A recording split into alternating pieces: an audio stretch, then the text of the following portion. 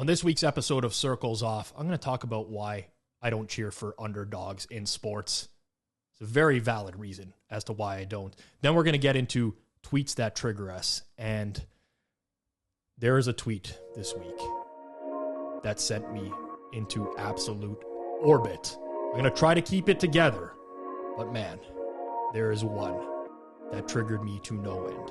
All that and more this week's episode of Circles Off.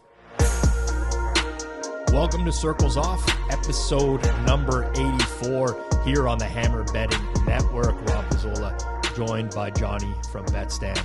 84 is a banger number. 84. Randy Moss, Vikes. Who's in the NHL 84? Okay, come on. Okay, we're going to jump sports right away, sure. But there is I use the term legend very loosely. There's a Leafs legend. A number 84. 84. Consistent third line player who probably should have played higher in the lineup. I don't know. Would have been Mikhail Grabovski. Grabo, of course. Grabovski. Mikhail Grabovski. Yeah, that's electric player. Dude, I got thrown right back into like a time warp watching the Canada World Juniors because Jason Blake's son was on Team USA. Dude, and what about all the guys on the Czechs that were like guys' sons as well? Yeah. On Czechia. Czechia, yeah. They don't want to go by Czech Republic because they can't put Czech Republic on like it's too long. I think it was Yaro Spacek's kid. And then there was like 5 sons in the tournament of like legends. It's now the time where the guys that we kind of grew up watching have their kids that start to play. But I could just think about the Jason Blake like spinoramas and stuff, and they cut to him in the stands and like, oh my god, got the 40-goal season on the Islanders, and we gave him that big deal on the Leafs. That was a tough one. All right, what else we got? Well, we got lots of 84s. Antonio Brown, AB of course, of course. Brain scrambled, but very underrated wide receiver number. Yeah, because they had to do the 80s prior or teens, and then the 80s were the big one. Roddy White. Remember Roddy White? Roddy White, like when you think back on like really good NFL receivers, he's not going to be in that conversation, but Roddy was like a pretty consistent, he was a pretty consistent receiver. The best clip of Roddy White was there. He was in an interview, and then basically what happened was the guy was asking him like best wide receiver duos in the league, and it was him and Julio Jones at the time on the Falcons.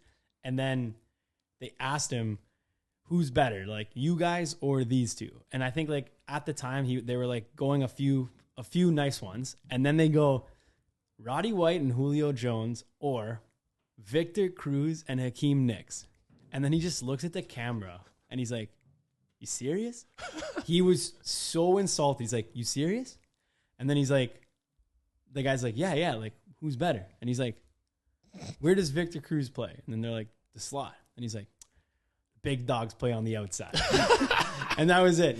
I watched that video. Him saying, you serious was like an all-time moment. He was so like, come on, man. Why are you talking about Victor Cruz and Hakeem Nicks? Anyways, Roddy White. I had a lot of fantasy ownership of Roddy White for several years. He was a PPR legend. I'll put it that way, man. He was catching lots of balls, as was TJ Hushmanzada as well, a number 84. Also Bengals. Slot a lot.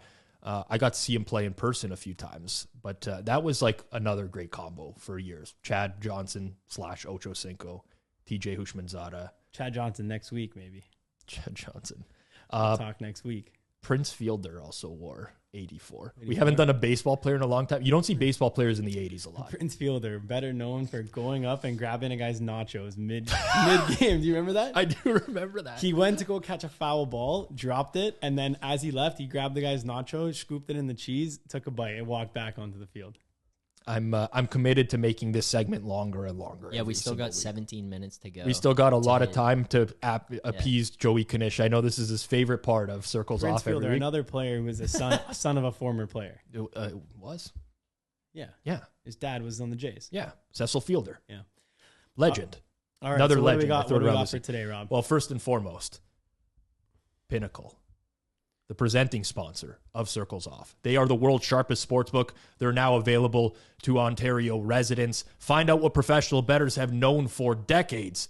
Pinnacle is where the best bettors play. You must be 19 plus in Ontario. And of course, please play responsibly. We cannot preach that enough. Not available to U.S. residents. I wanted to start. Made some good money off Pinnacle a couple days ago. I just wanted to let that be known.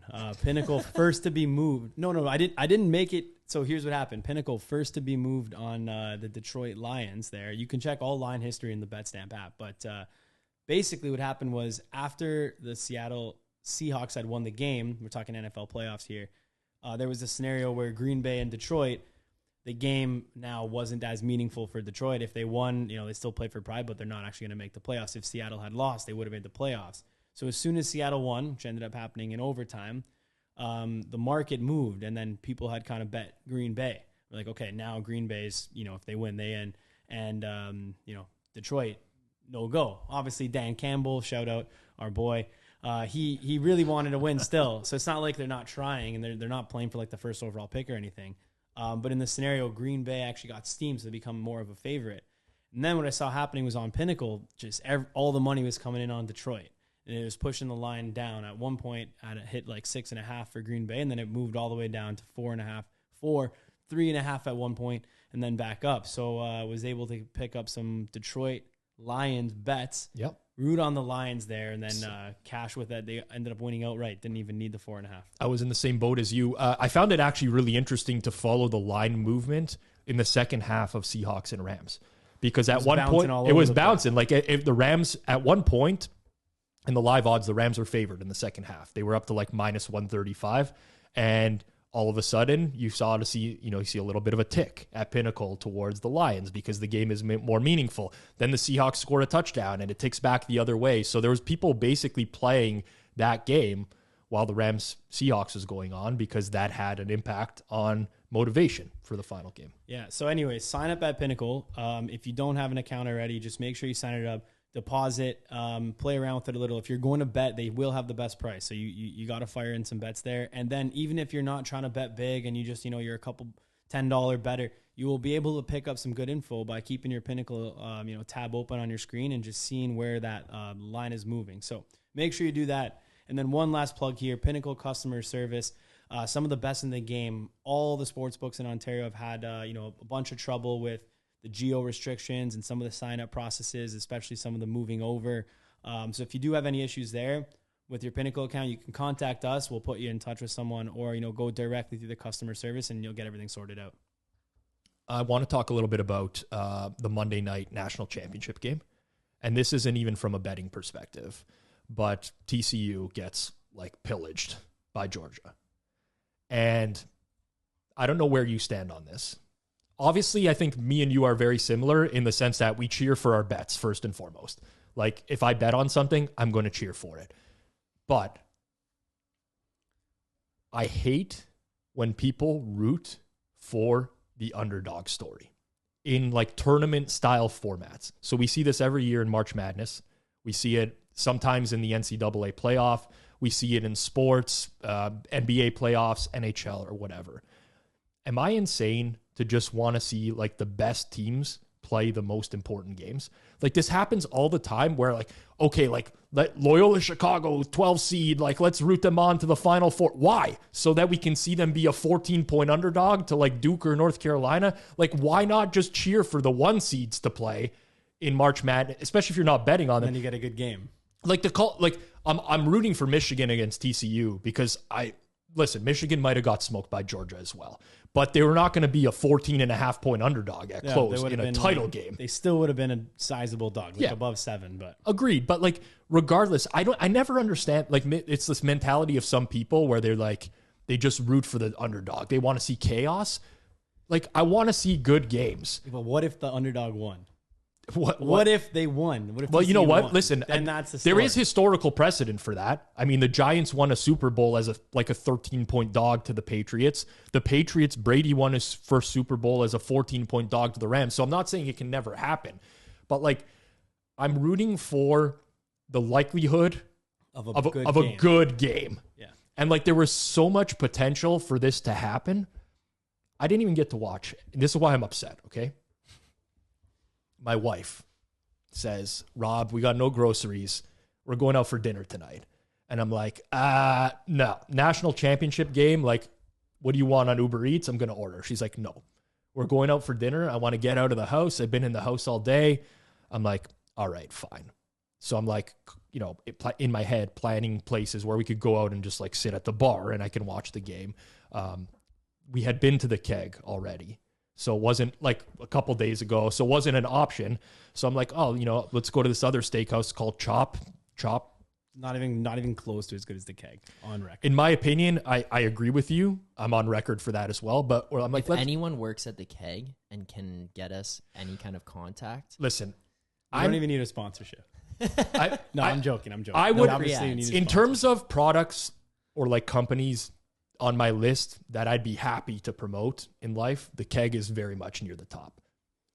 I have some of the best, this is the saddest thing I'm ever going to say. Some of the best memories of my life come from like those Thursday nights, like when I was in my early 20s, little lounge area at the Keg was rocking.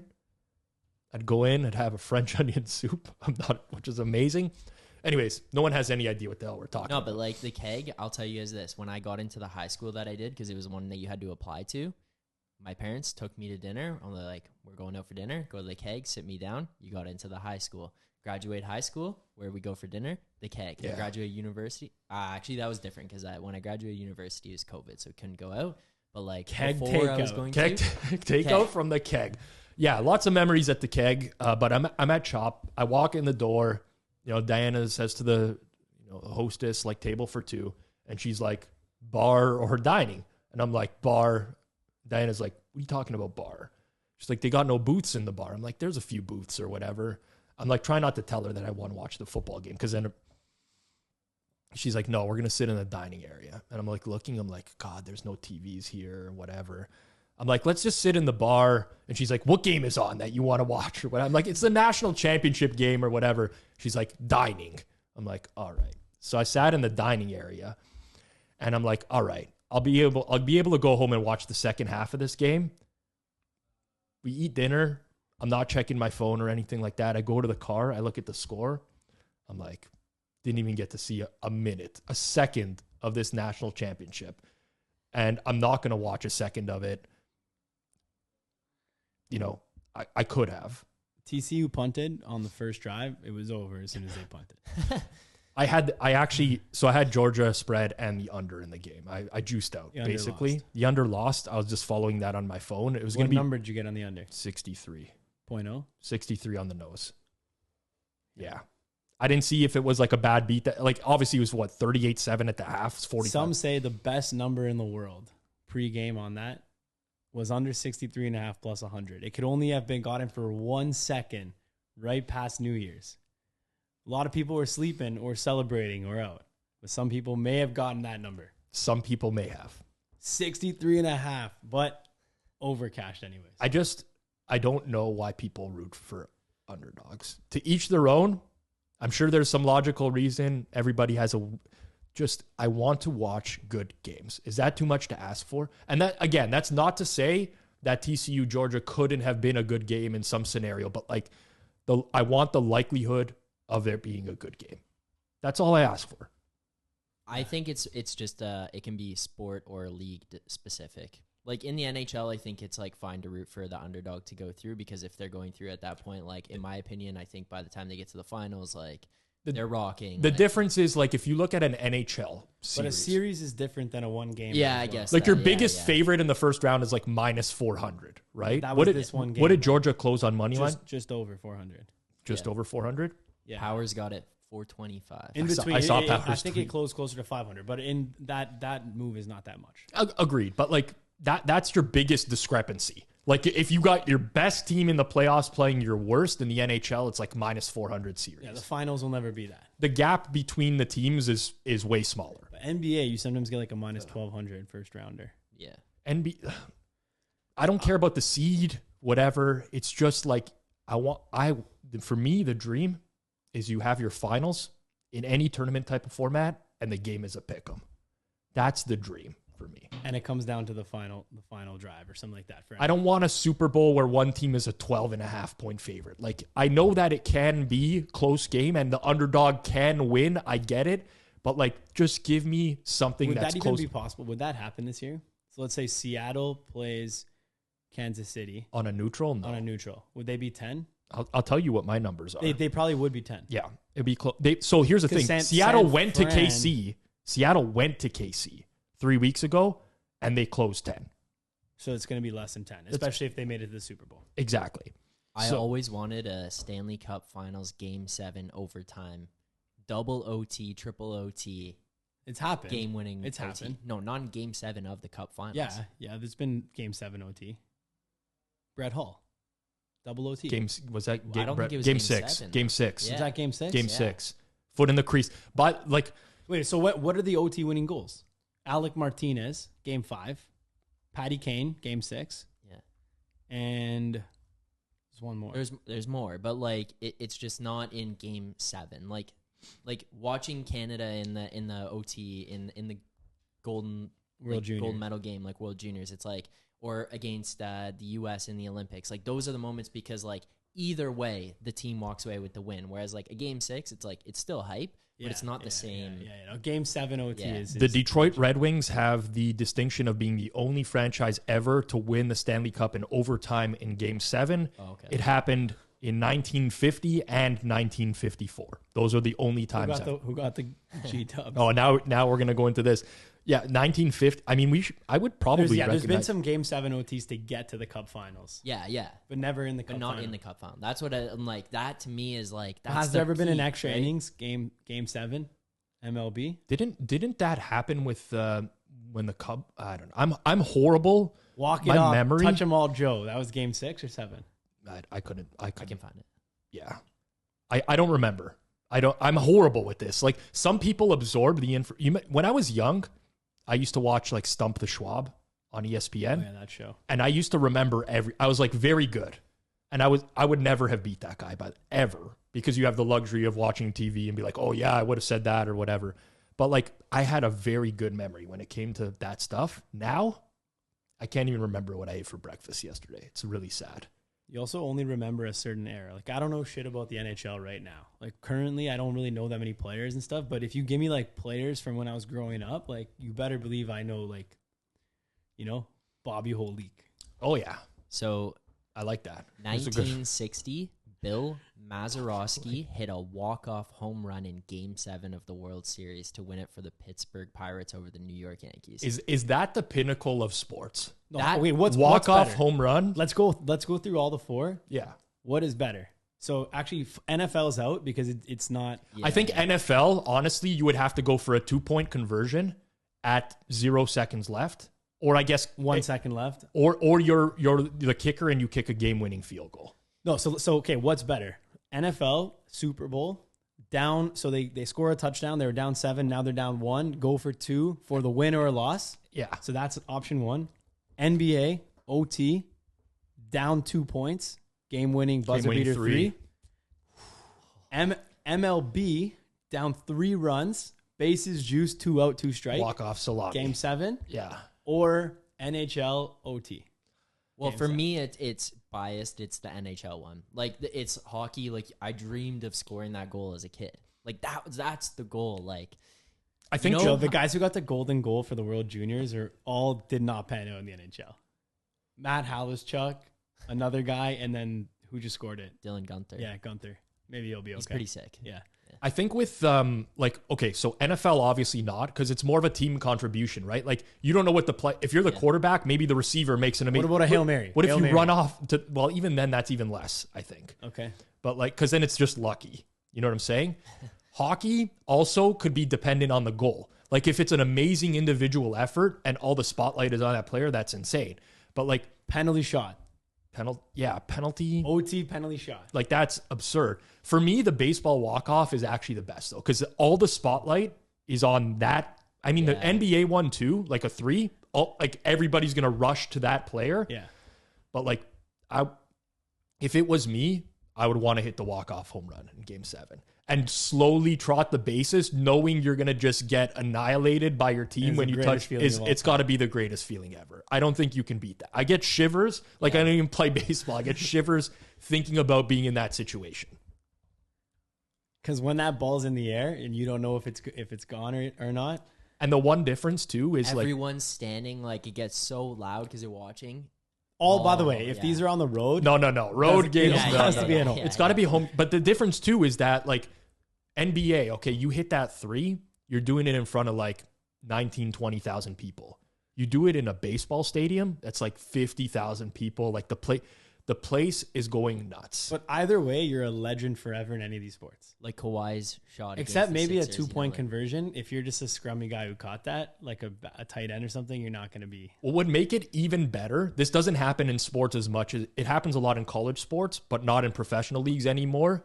Like, remember when Joe Carter hit the home run, just the Jays fan was rushing onto the field. And like that to me is the most electric thing you can see in sports when the fans, now obviously there's security issues with that and they don't allow that anymore. They try to stop that. Like these people go to jail. Like if you jump over the thing, you're like, thanks for coming out. But that's what made it even better. When you watch them back in the day, like the fans celebrating with the players, it's a different level.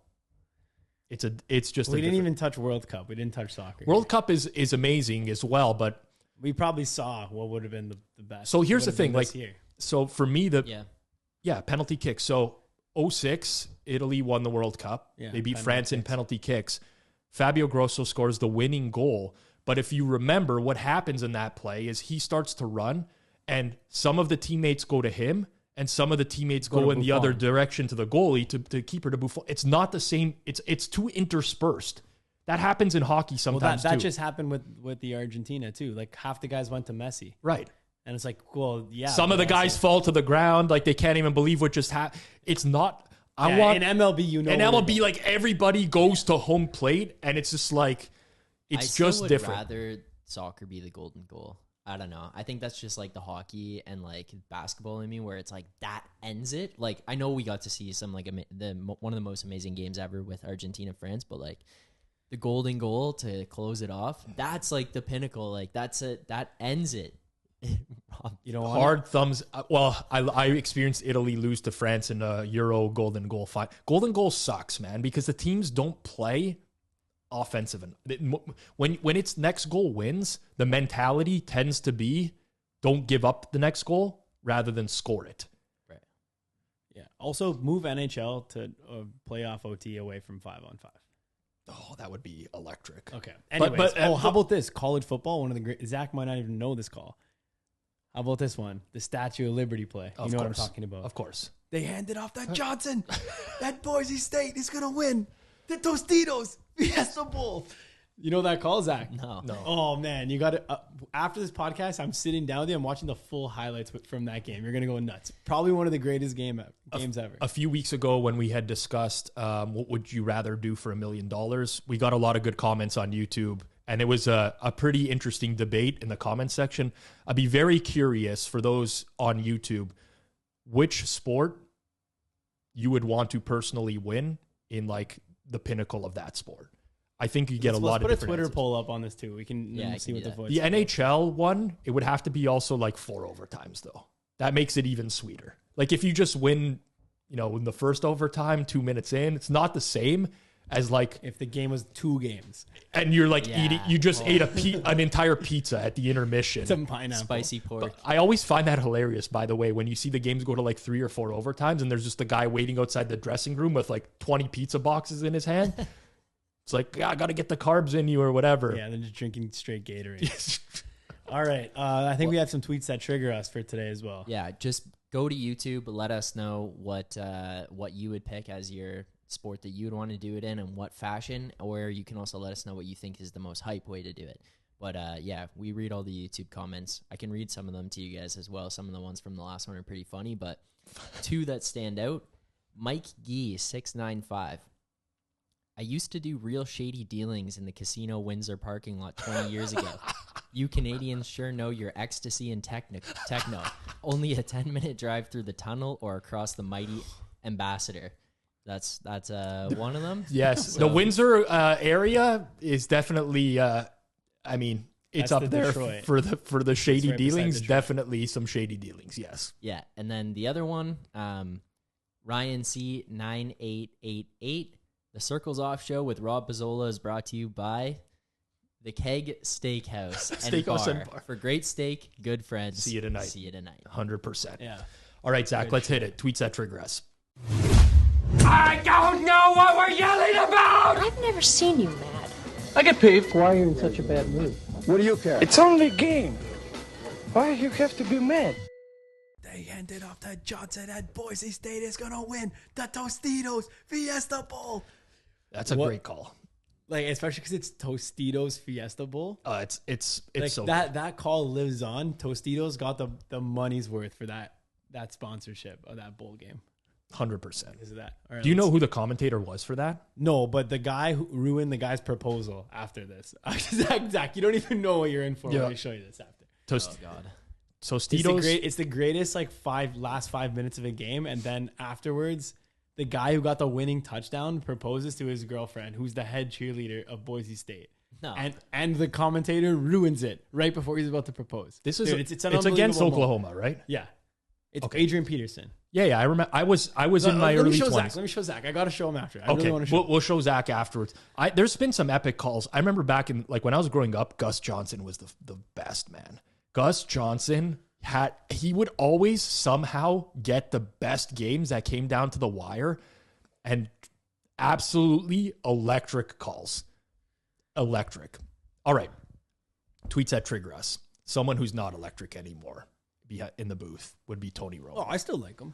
You're a Romo fan? I don't know, Jim. I don't know, Jim.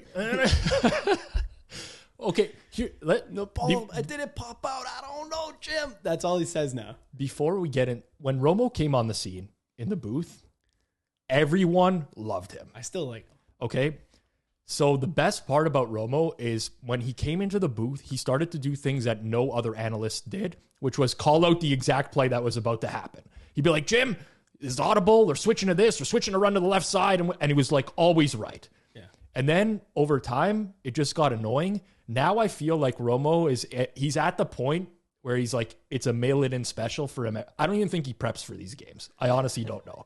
I honestly don't think he does. But he does do that a lot. I don't know, Jim. He used to say like, oh, it's a run, inside run, and then he'd run it inside. Or and sometimes he'd be like, look, this guy's gonna sneak out here, and then it was it. Like he knew just from playing the game for so long. He was giving away the call. Like he would see a quarterback at the line of scrimmage, and fans were craving that. Like because we had like these color guys like Phil Simms, and like, you know, there was, I don't want to pick on him. He's the one that comes to mind right away, but it was pretty brutal for a long time. And Romo came in and started to call it very differently. But now, I don't know. You know, I'm telling you, man, Troy Aikman he's come around for me. Troy, ever since Dr. Eric Eager worked on the sidelines with Troy Aikman, Now he's good. sees the game differently, man. Can say someone from the Hammer Betting Network turned around Troy Aikman's career. Gave you guys all the content you need. All right, so here's the tweet here. Go ahead, Rob. All right, so this is from Playmaker Betting. Now, this could have been made in jest. So, like, I'm not going to say that, you know, this is a real tweet by any stretch of the imagination. But the tweet is, proceed with caution if Tony Romo and the CBS crew are at the Vikings game. It's like the brr, ice cold emoji. And it's a history of Vikings games announced by Jim Nantz and Tony Romo / Sims, which is not even like just Tony Romo, by the way. And it's like 7 losses. And Dating back to 2014 when Romo when he was still on the Cowboys. 2014 versus Green Bay Packers. I know. So like, I understand why this happens a lot in the space.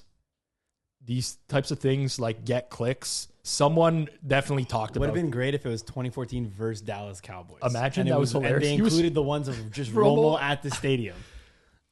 There was actually one guy that got roasted so bad in these responses that he actually had deleted the tweet, which I wish was still up there and we had a screenshot of it.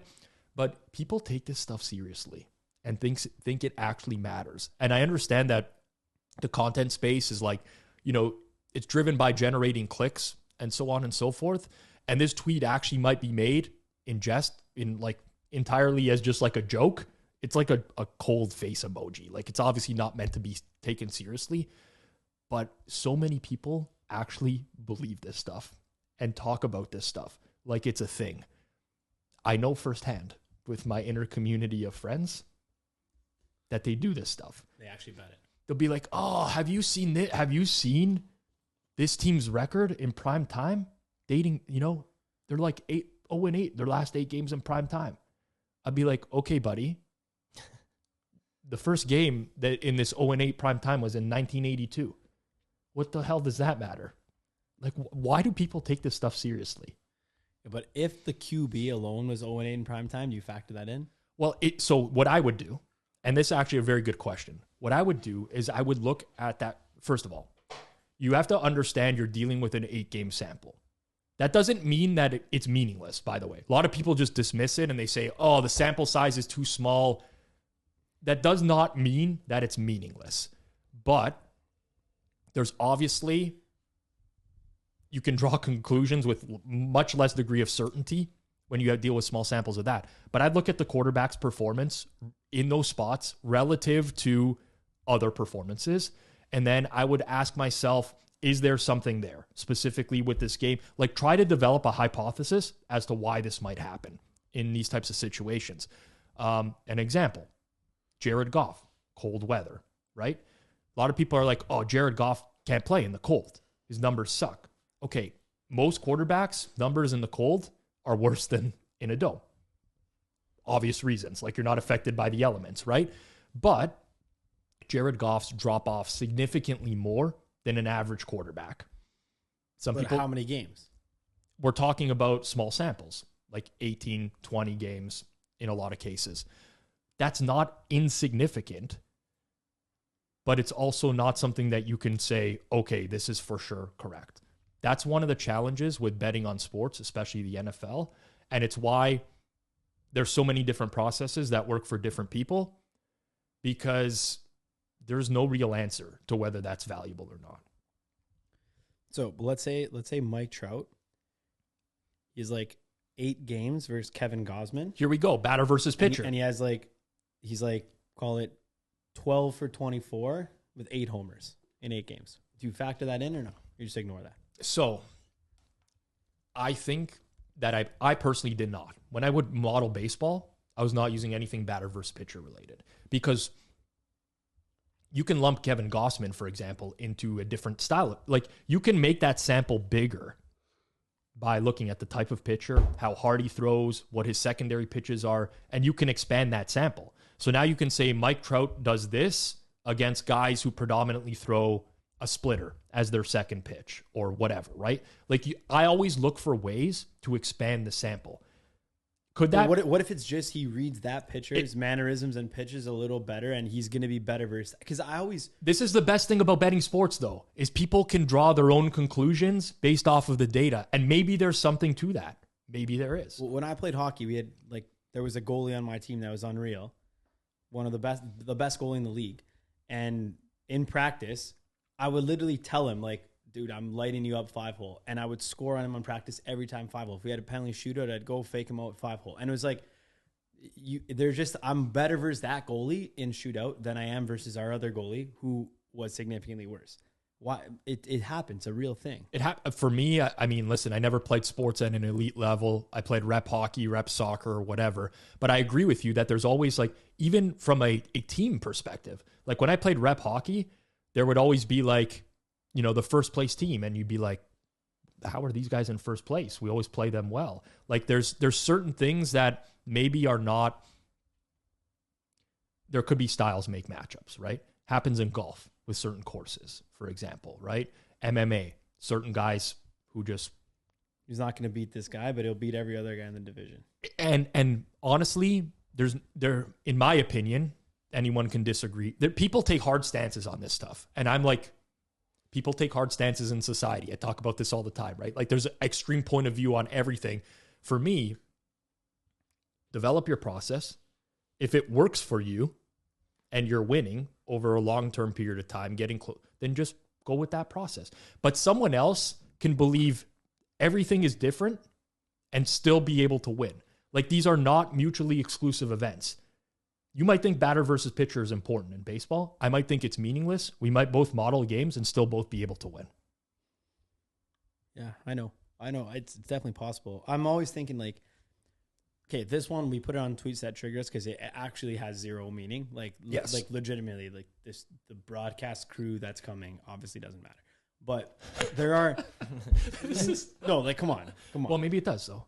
No, but if you said, hey, Aaron Rodgers won, like if you said the Vikings are 0-8 in their last games where it rained, I would also say that doesn't matter. But I couldn't say that with 100% certainty that wasn't a fact. Well, there's no context provided here. Like, this one I could say with 100% certainty. Okay, but also like, again, there's no them context. Being at the game versus them being in a different location calling it from it doesn't matter. Versus a different camera crew, like they don't even know what that is. Like you don't hear the commentary. But this is the problem with trends, right? Like there could be a valuable trend. I'll never just completely dismiss something as like being not valuable, but you have to get additional context, right? Like if you say this team is 0-10 in their last 10 primetime games, and then you go look up the spreads for those games, and they were a double-digit underdog in every game. Well, is that surprising that they went 0-10 in those games? Like, there needs to be additional context to a lot of these small sample size things. A lot of people take these, oh, this team's 4-0 in their last 4 games when there's a full moon. Okay, obviously that's nonsense. But, like, if they're 4-0 in the last 4 games when, I don't know. The full moon thing, though, I don't know. No, that those has are the more, stats that you has get more in validity MLB. than this. Those are the stats you get in MLB all the time. How many times you turn on a broadcast and they're like, the last time this team played and it pitched at 12:07 and it was exactly this degrees in this ballpark and this guy ate a hot dog that morning. This happened. I don't actually blame the commentators for that because they're just fed that stuff. Yeah. On like they have a list of stuff. I've been in the booth for some games, so they just basically have a list of stuff they can go to with anything for every single player or whatever, right? Like the best one is this is the first right-handed quarterback to do all these things, and it was just like because Mike Vick already did it. He was a lefty. That's literally the funniest one. Rest in peace, Vin Scully. But for those who used to watch the Dodgers broadcast, my God, did that guy have a great story for like every player. He was so easy to listen to. It's like Gord Miller. He's got a story for every player. Not the easiness. His luggage. Gord's luggage, man, went through some stuff. You guys been following that? Yeah. I mean, lots of luggage has been going through some stuff lately in North America. Right? Gord, sorry to hear about your luggage. Obviously, you got to grab a new one there, and best of luck. Hopefully, it doesn't impact Canada. We should do that when Gord Miller loses his luggage. Yeah, trends when the commentator loses their luggage. Canada is undefeated. If Gord Miller's luggage has not arrived at the hotel or has been damaged in transit, Canada's won the gold every one of those years when he was traveling. All right, let's move on to the next one. All right, this one comes from Brandon Shoemaker, and he's alerting us to a thread that Jeff Benson is a part of. Jeff Benson, who appeared on Circles Off about a month back, who is the operations manager for Circa Sportsbook. This is I want to get your overall position on this entire story, Johnny. So what we had happen, obviously, Monday Night Football, Bengals and Bills, extremely unfortunate with Hamlin getting resuscitated on the field. That game ultimately gets canceled by the NFL. So now we have a lot of situations where sports books are going to have to decide what to do on this game. And the vast majority of the sports books in the world, North America, wherever, have a house rule that dictates that teams must play 17 games, the full season in the NFL, in order for futures bets to be payable. Now, depending on the sports book, they did things in their entire, however they wanted to do it. Each sports book can apply whatever they want to do in this type of situation. But Jeff Benson in this tweet basically says, per their house rules, all football games must be played within 8 days.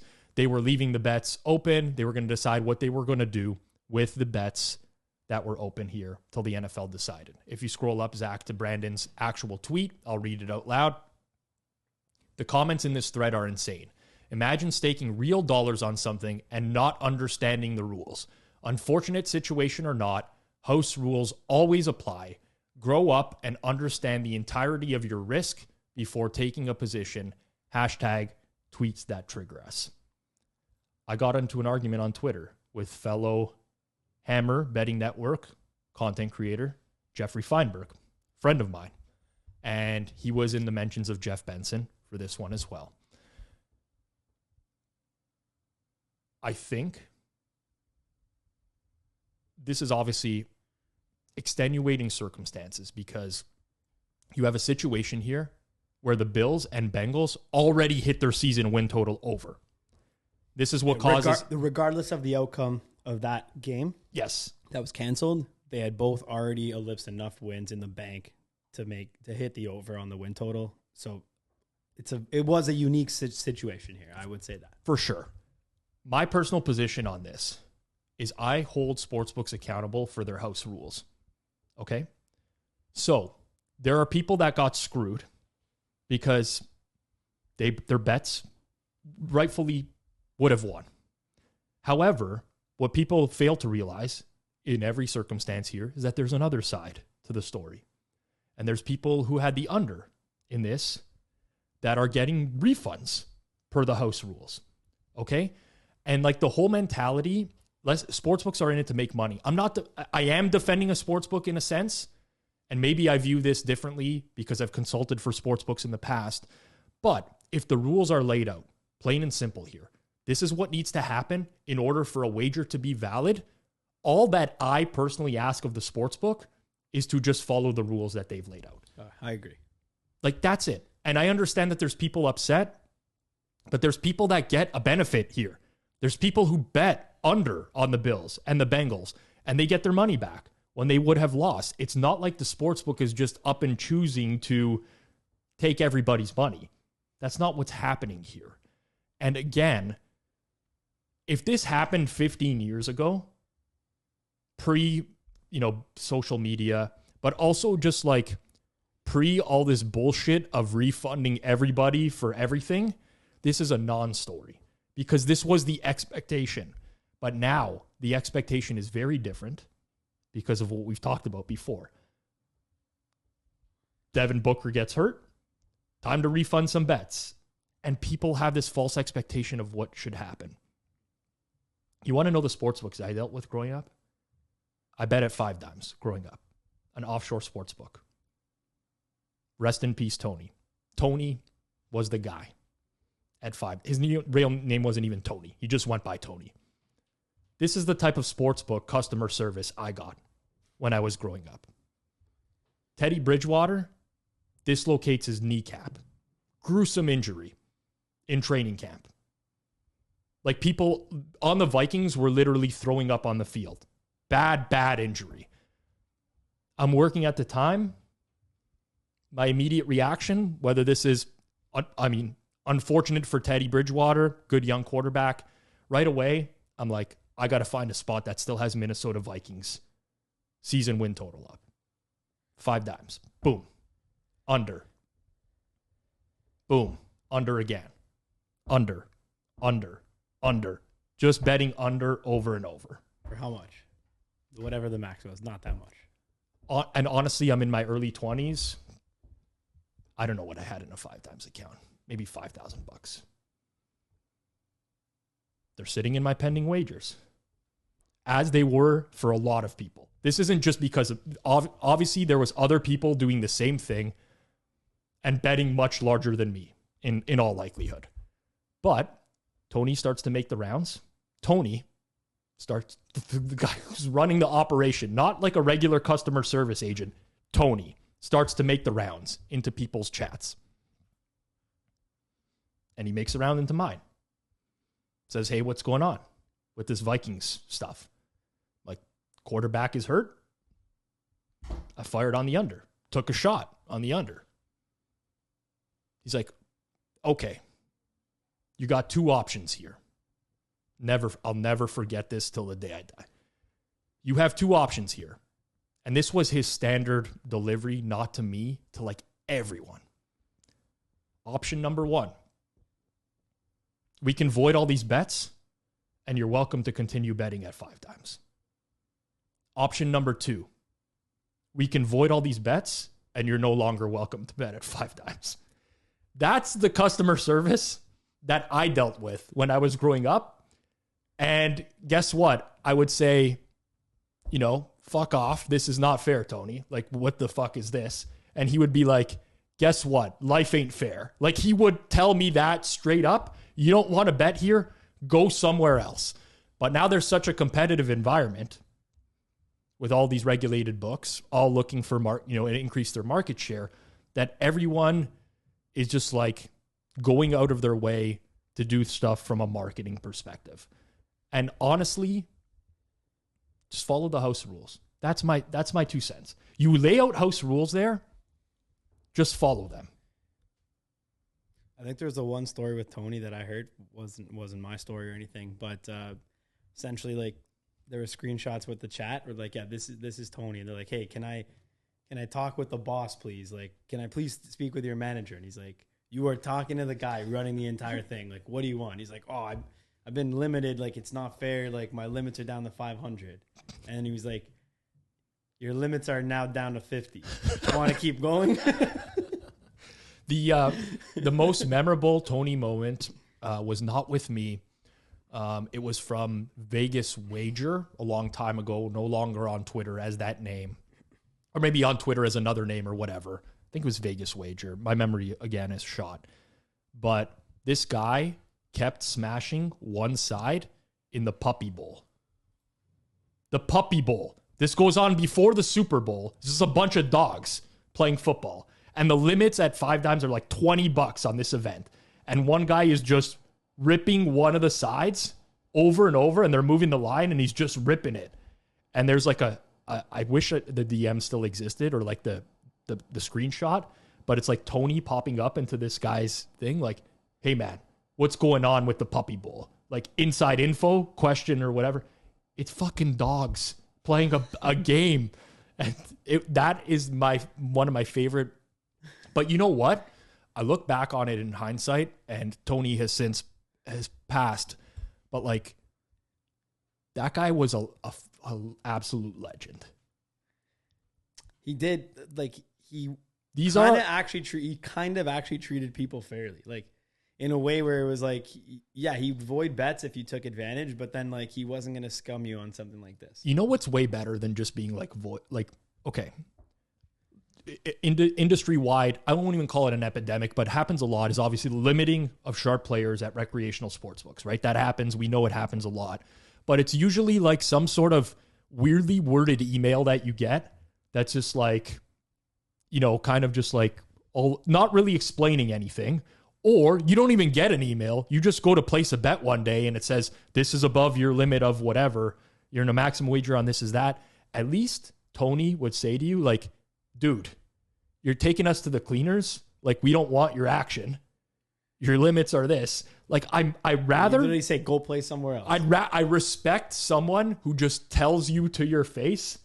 Like, we're not idiots. The person getting limited knows why they're getting limited. Like, you don't have to treat them like a complete idiot when you do it. Just say, hey. Pull up Plus EV Analytics, our good friend Matt. His Twitter, look what Caesars tried to do to him. This is despicable. I mean, this one is. I won't shit on Caesars until potentially they rectify the situation. I'm sure they'll write it. But look at this one. Same issue. He's on VSiN. Wow, look at this guy. Matt, wow. Looking sharp, Matt. Well, broke out the nicest pink shirt he has for VSiN. Down. Nah, we don't care about his college basketball power ratings or anything like right that. Right here.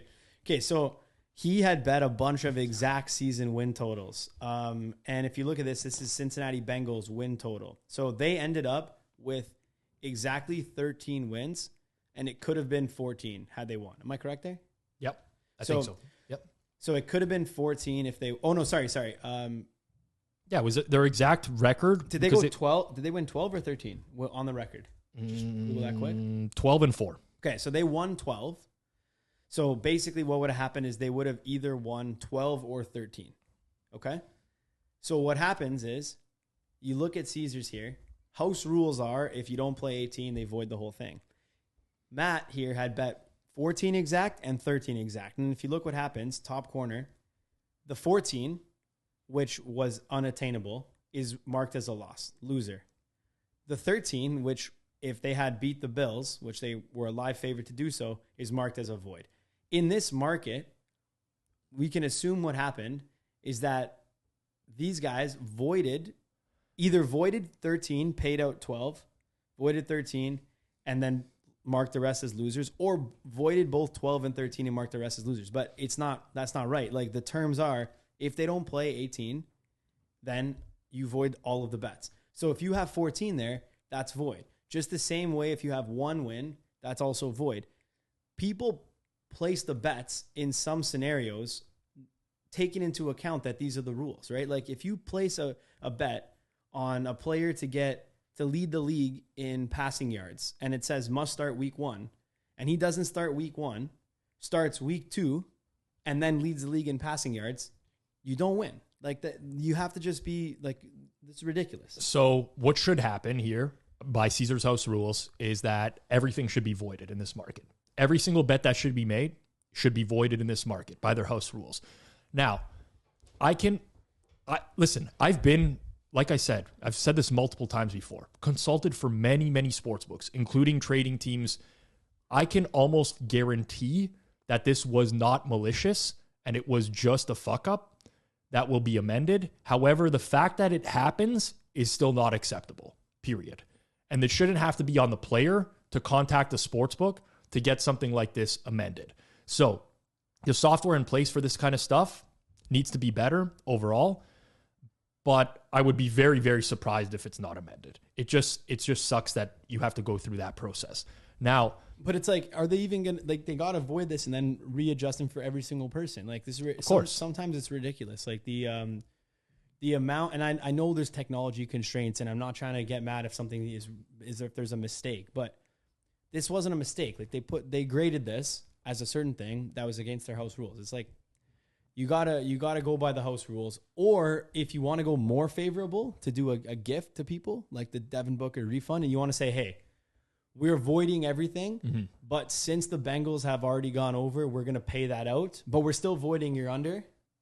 That's acceptable. You're now doing them a favor, and it's like, okay, fine, do that if you want to, not obligated to, but in no scenario can you just now change the rules and say, yeah, since the Bengals were already over their win total, we're going to just pay out the over and not pay out the under. For me, what it comes down to is I expect fairness from every sports book.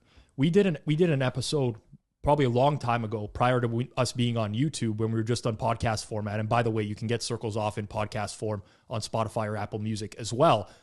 We did an episode where we talked about Apple Podcasts, the importance of reading the house rules and being able to find edges within the house rules.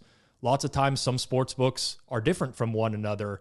And I don't want to say you can game the system, but you can find edges in house rules. And I expect the sports book to honor their house rules. That's my one expectation as a bettor. So if I'm going to go bet a season-long win total or future, I'm going to do so probably at sportsbook. If I'm going to bet an over, for example, I'm going to look at a sports book that maybe does not have a rule that needs to go 17 games or whatever. You know what I'm saying? Like, you're going to use the house probably rules in your favor. Around. Other way, under. Yeah.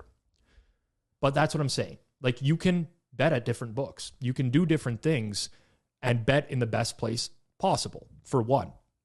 Now, back to the issue at hand, where I got into an argument with Jeff Feinberg, was he was saying Circa needs to make this right for their players, okay? Like, there's going to be people that had the expectation of winning a bet that are no longer going to win the bet.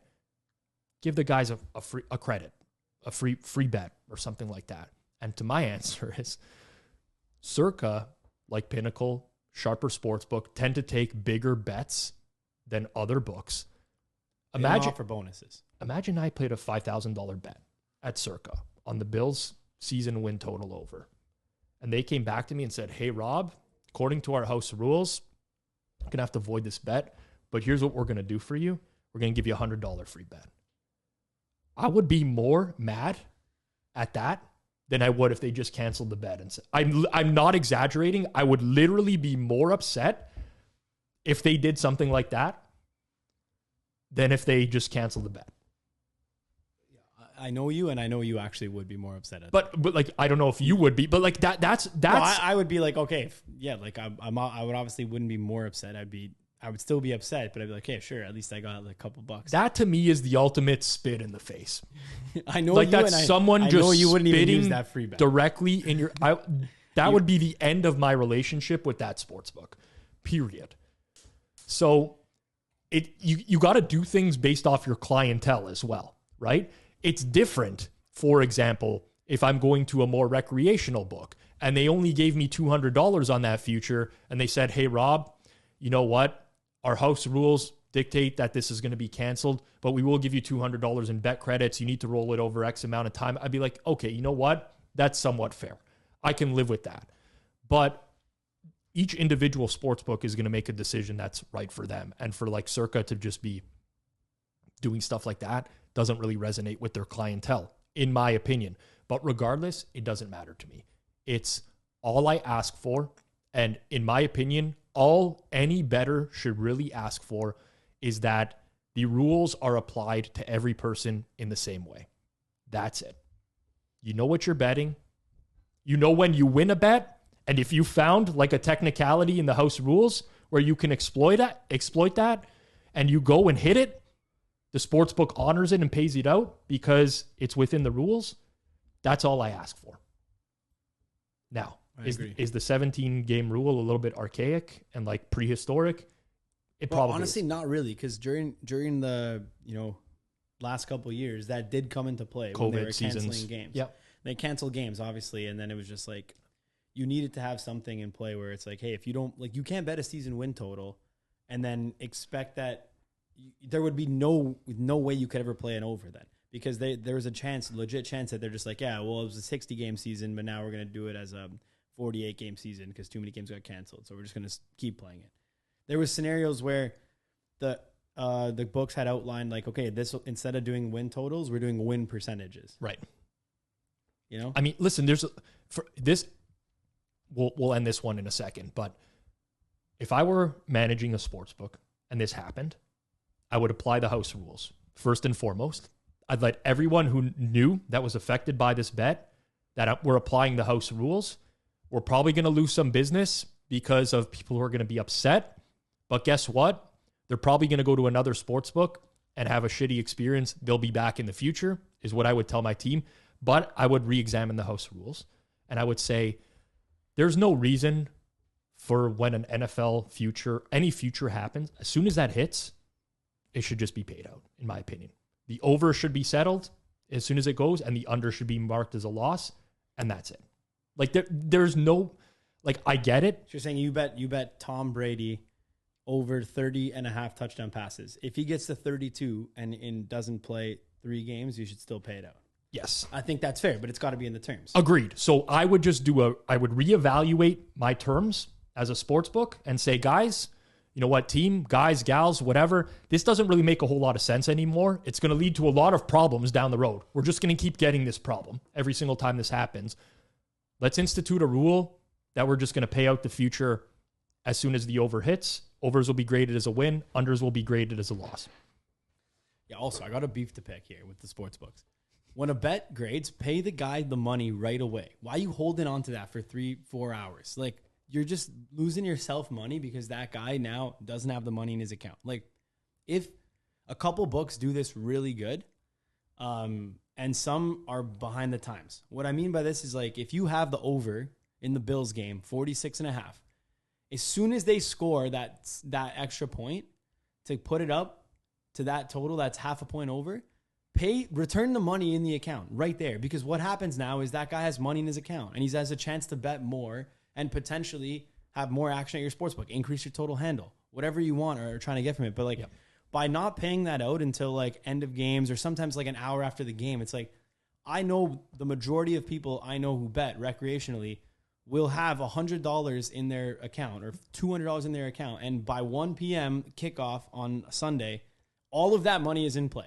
Meaning, if they win a bet, now they might have $30 in their account that they can fire on a live bet. Otherwise, they're not worthy. And if you don't pay that out by the 4 o'clock games, they had a shitty experience because they could now not bet the 4 o'clock games. It's like, pay it out right away. Serious, easy hack.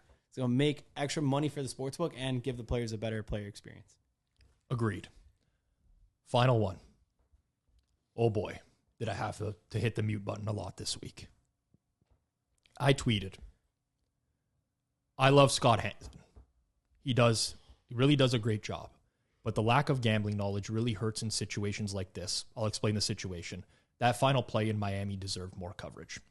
I watch Red Zone every week. Love Red Zone. I used to run my own Red Zone back in the day. You know, all my friends used to come over. Manual Red Zone. Laptop in front of me. It was at the time CBS Sportsline. I was the guy that memorized every channel, flipping to every game, knew when a touchdown would happen, knew when a team was in the red zone. Love that. I love Red Zone as a product. Scott Hansen, mixed feelings on him overall. I think he does a great job. I don't know how hard people realize his job is and having to react to all this stuff in real time. But he is not a gambler. He does cater to the fantasy audience a lot of times, and he'll say that. Doesn't know anything in relating to gambling. So I tweeted that. The final play of the Miami-New York Jets game this past weekend, where Miami was a 3.5-point favorite, looked to be a safety on the field, which would have taken Miami from a 9-6 final to an 11-6 final. One of the refs on the field signals safety. Another ref makes an announcement saying like the pass is incomplete, game is over. The final broadcast shows 9-6. They immediately cut away from this. They go to the Steelers.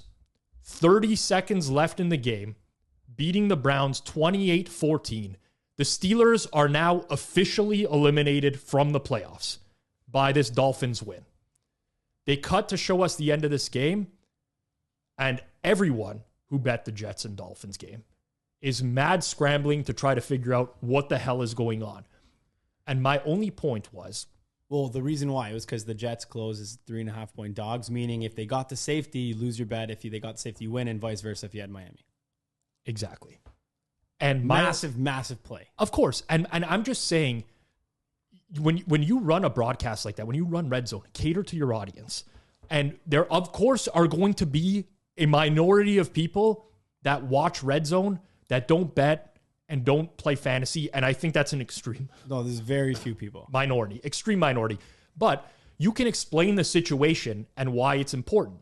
And you say, guys, we're going to stick here for 30 seconds to figure out what happened on this last play. The closing spread in this game was 3.5. There could be a lot of money changing hands right now. We want to get to the bottom of this rather than to throw to the Steelers closing out a game that has no more impact on the spread, no more real impact on fantasy for the most part, and no impact on the playoffs.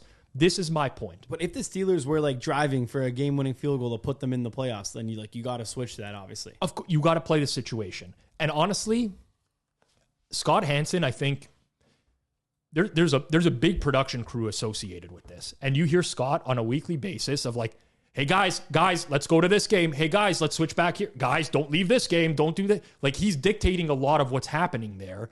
And in a perfect world, it would just be the production team that's perfect at their jobs. And they know which game to go to at every time. And he doesn't have to do that. That's obviously not the case. And he does that. But in my opinion, you cater to your audience. And that's all I was saying. It was not ripping on Scott Hansen. It was just like, God, this is a huge play. This is one of the most heavily bet games of the entire week. A game where there's playoff implications. The closing spread's 3.5. The final play of the game affected the closing, affected the who's going to win cover the point spread. Well, there's 9 games at 1 p.m. and only 4 of them were actually like bettable where the teams actually had something to play for. Yes. So limits were higher on that game versus the other games, for example. A large portion of the audience wants to know what's happened there. I get quote tweeted by Victoria saying gambling people are so disconnected from reality that they think they're underserved, in sports media. Crying face, 3 crying face emojis. Like, haha. That was especially the triggering point, I'll tell you right now. The comments were very mixed. I then quote tweeted, people are so disconnected from reality that they think the NFL could actually exist without gambling. 3 crying face emojis to match. You got the crying faces got to you, buddy. Okay, because you used those back. I had to Google like crying face emoji and copy. Yeah, so I actually did a Google search to get it. And then she responded saying, my addiction is justified because it helps fund a sport by billionaires. Ain't the flex that you think it is, big man. Okay. Big chief. So, I've had to take a step back from this and ask myself, because we're in the betting space, do we think that there are more people that actually bet on this than don't? Then I started doing some industry research in recent years, and I stand by my statement. Okay. And the issue, and if you go through this entire thread, Zach can post it in the description of the video. There's some people that side with me. There's some people that don't.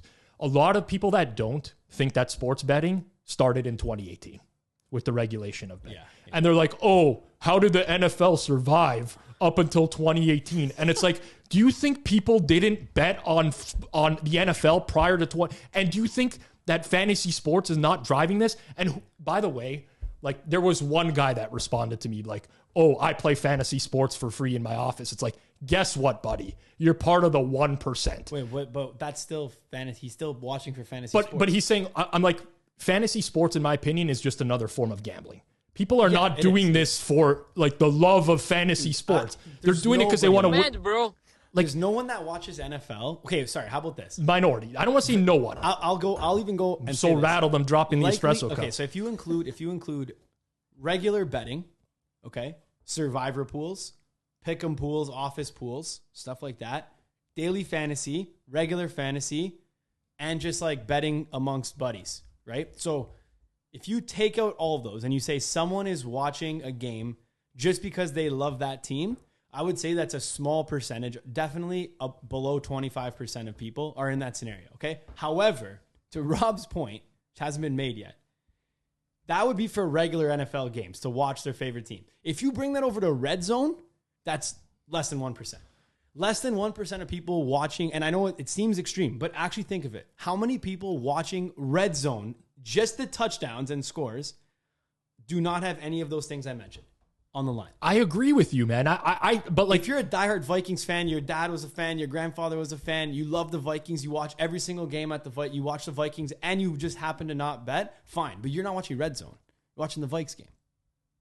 With a brew and a burger. Where I will I will backpedal a little bit, okay? And Zach, if you go up to my tweet, maybe this was worded poorly, and the NFL like actually exists without sports betting, but it is nowhere, absolutely nowhere close to the same level that like it just becomes a league afterwards.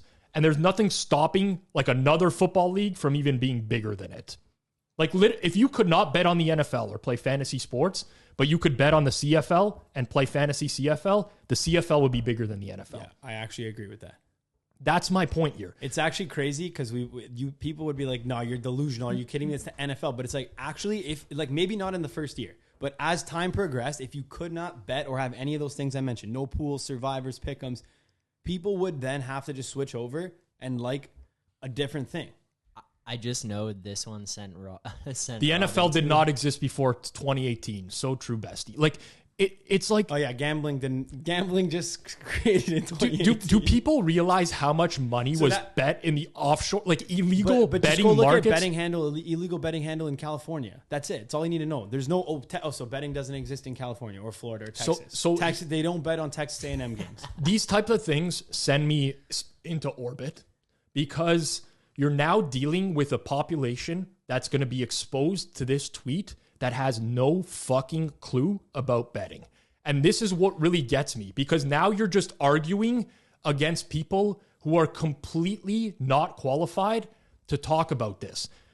You know, like, how many times did people respond to this thread calling me a degenerate? or like you're addicted to bet. I'm not addicted to betting. They may be right on both of those. However, it doesn't change the point. If I didn't win money betting, I could stop tomorrow. And you know what would happen?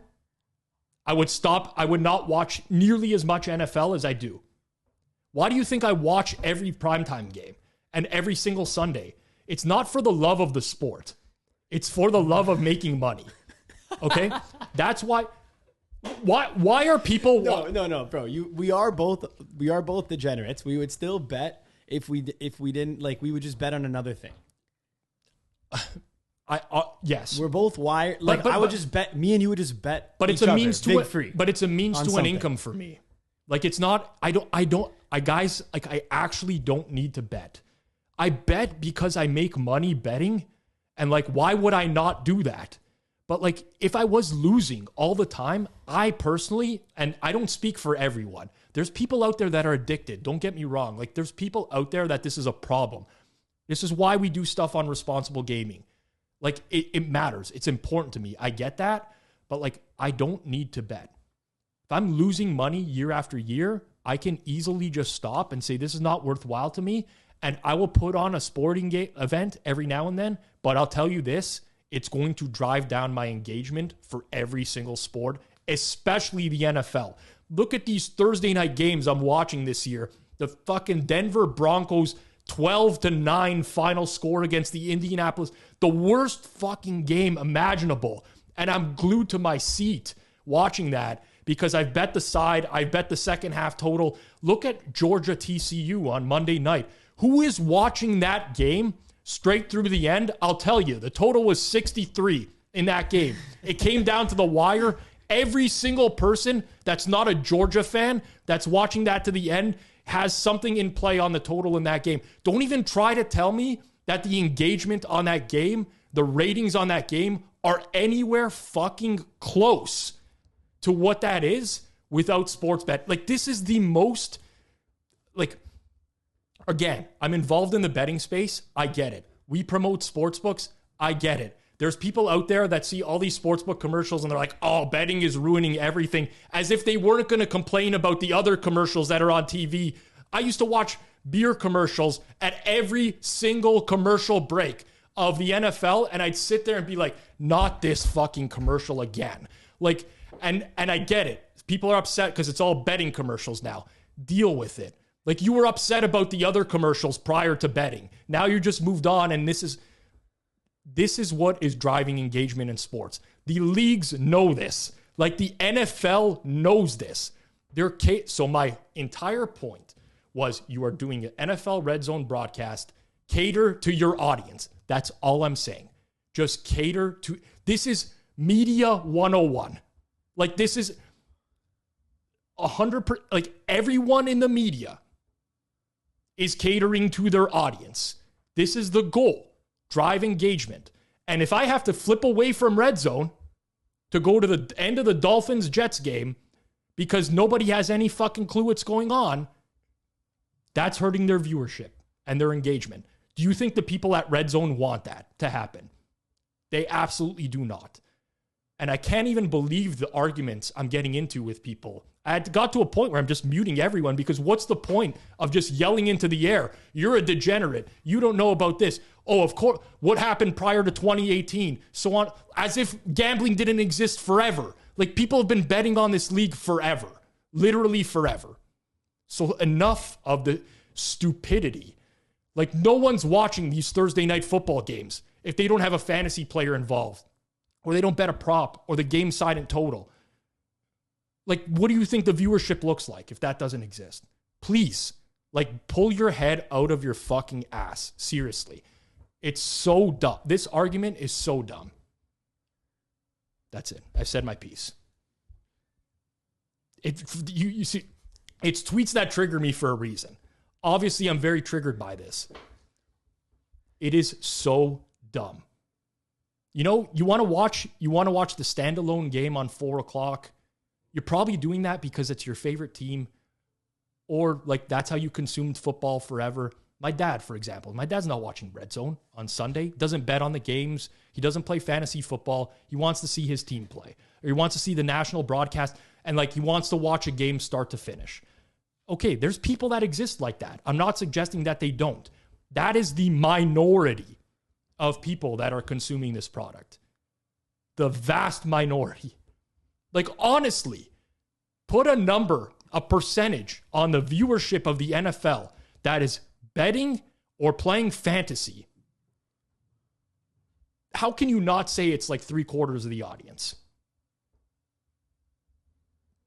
I've said my piece. I can't, I don't even believe there, like, it's honestly unfathomable to me that there's people that take this hard of a stance on it. Like, it's a form of delusion. And again, I tried to remove myself from the situation and say, you know what? I bet on sports for a living. I host sports betting content. I co-own some sports betting companies. Maybe I have the blinders on. And all it takes is probably 5 Google searches to really quickly tell you that I even underestimated the amount of people. 2022, almost 1 of 5 adults in America placed a bet. Of the entire American population, basically 20% of them placed a bet. Okay? It's massive. It is a massive amount of people that bet on sports. It's not hard to see. There's tons of industry research out there. There's industry research predating 2018 in the illegal gambling market. Why do you think all of these states and provinces across North America want to regulate? Because there's so much money that they're not making in tax revenue that's going to illegal betting markets. Like, I put it in a tweet, grow a brain. Just like, the info is out there. Do your own research. To be fair, obviously you're triggered, as I would be, but I would bet if you click this girl's profile, then she complains about every single thing under the sun and all the hot political issues. I don't want to make judgments, honestly. No. It is. We'll say it as it is. Yeah. I honestly, I'll say this for real. I didn't click and go through this entire profile because I don't care about this person. Go up. What's that? It's a promoted. Up one more. Short tyrants. Some of the most disturbing, annoying people are short. Okay, of course. Isaiah McKenzie. I don't. Okay. It doesn't matter to me who the person is making the argument. This is dead serious. I'm not playing like liberal side of things. I don't care about the person making the argument. It doesn't matter to me. It's the argument itself. And what infuriates me the most, I could get over this very quickly, but as soon as I got people coming into my mentions that call me, that say I have like a gambling addiction, it's like, I had a gambling addiction at one point. I know what that looks like. I absolutely do not have a gambling addiction. And I take offense to that. And I take offense to the notion that every single person who bets on sports has an addiction. Like, there's lots of people who are just betting it for entertainment. Like, it's their entertainment money. It is not addictive. Anyways, yeah, it's like you're gonna pay to go see a movie. I pay to play, man. Holy fuck! By the way, I just got a message from someone in the office, and they said all I can hear is yelling. Are they yelling at you? Are you okay? We got to soundproof these walls a little bit more. It is a super frustrating and the thing is, like, I appreciate everyone who comes to my defense. Like, that doesn't go unnoticed in the space, and I think everyone's entitled to their opinion on something. But when I share my opinion, and I don't believe that I'm qualified or an expert in the space, I usually make it known to people. You know, like, I've been in the sports betting space for a long time. I know. I've been in the sports media space for a long time. Does that immediately qualify me as an expert? No. There's like touts that have been in the space for a long time, and you wouldn't consider them an expert or whatever. But like, I'm not going and seeking out other people's tweets on, like, you know, what fucking pillows to buy and whatever, and saying, oh no, you got to get this pillow because of the firmness and whatever. Like, no, if I don't know about something, I'm going to let it go. And I have so many people in this thread that don't have a freaking clue about anything related to this. It's very evident in the comments, and they just double down and triple down. And it's just like, okay, this is nauseating me mute.